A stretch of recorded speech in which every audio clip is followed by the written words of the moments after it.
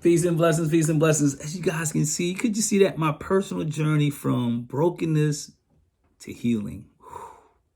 How many of you on this journey, how many of you on this personal journey from brokenness to healing?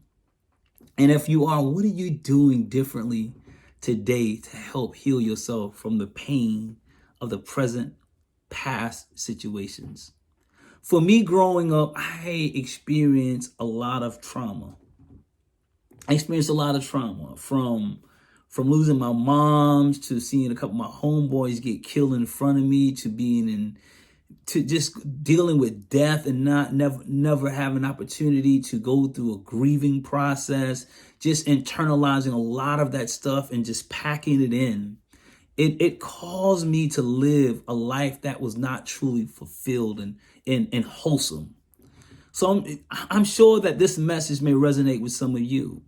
And then on top of that, for me, all of this stuff I experienced at a young age, and then here it is, I am now sitting in a prison system for life. So what did I do? Did I unpack this stuff that I was experiencing? No, I continued to stuff my life into all of that pain. So as I continued to grow and get older, the pain was still there. The brokenness was still there.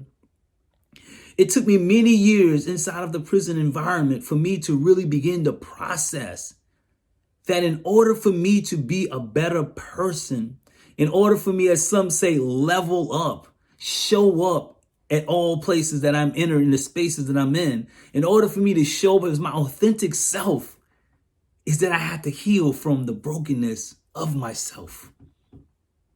See, we cannot continue to live with brokenness because brokenness, as they say, hurt people hurt people.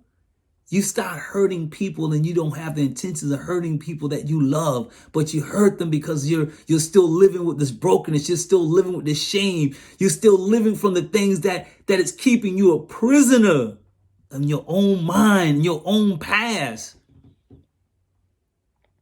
So my journey began when I began to be honest with myself about my pain.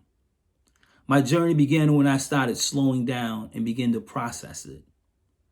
I no longer wanted to continue to run from it. I wanted to run to it. I no longer wanted to find other things to help me numb my emotional pain, but I wanted to begin to feel my emotional pain. That's the only way I was able to heal. So what I'm telling you today in this motivation, stop running from your pain. Stop running from your hurt.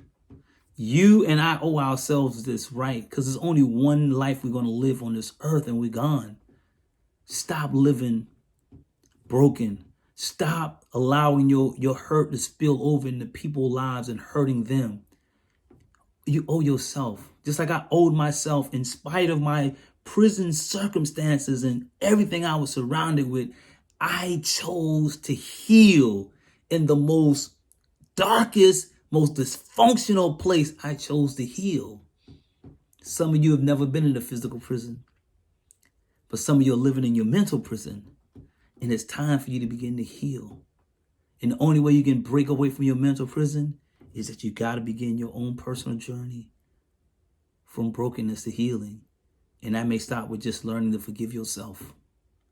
Don't worry about forgiving other people right now, but learn to forgive yourself. Learn to listen to that voice and learn to listen to that voice of that younger person who may have been hurt. Listen to it, and begin to heal it. Begin to take care of it. Begin to embrace it. Stop running from it. That's my motivation for today. My personal journey from brokenness to healing. #Path to Redemption. I live a life of redemption now because I'm healed from a lot of the things that I've been broken with. A lot of the pain, trauma that I encountered at a young age. I'm now living in a more healthier way. So now I'm able to show up differently. I'm able to level up differently because I now operate from a place of healing versus brokenness. You guys have a blessed day. Peace.